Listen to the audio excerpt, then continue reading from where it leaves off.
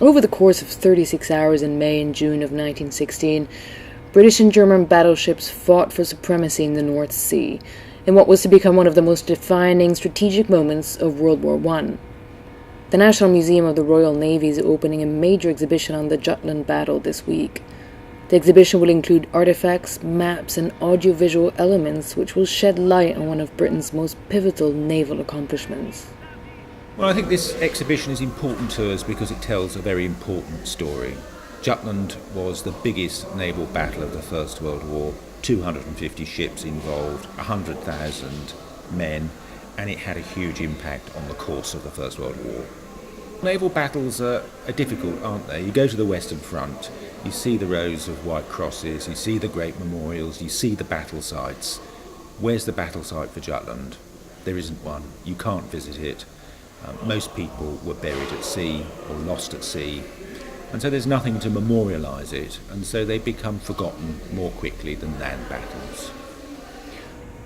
During the course of those 36 hours, Britain lost over 6,000 seamen, and Germany lost over 2,500. Many more died in the days following the battle. Thanks to descendants who have shared artifacts and stories of their relatives, more can be learned about those that fought and died in the Battle of Jutland.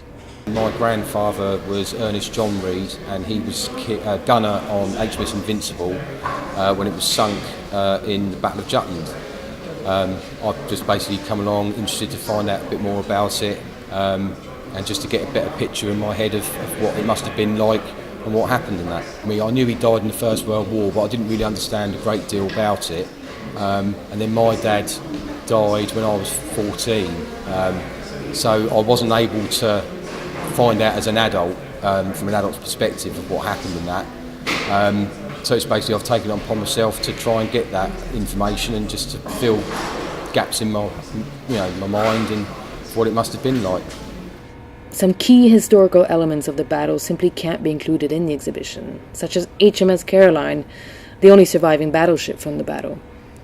But thanks to Augmented Reality, visitors will still be able to get a glimpse of the ship, even if virtually. Since it wasn't possible to actually bring HMS Caroline from Belfast to Portsmouth, what we've done is tried to recreate the ship as she appeared at the time of the Battle of Jutland and bring her here in a virtual way. So what you're seeing is essentially an augmented reality experience, and that means that you can superimpose computer-generated objects, in this case the ship, on top of a real-world environment. The exhibition opens this Thursday and will give visitors a unique insight into the scale and enormity of the Battle of Jutland. This is Stephanie Bosset for That's Solent.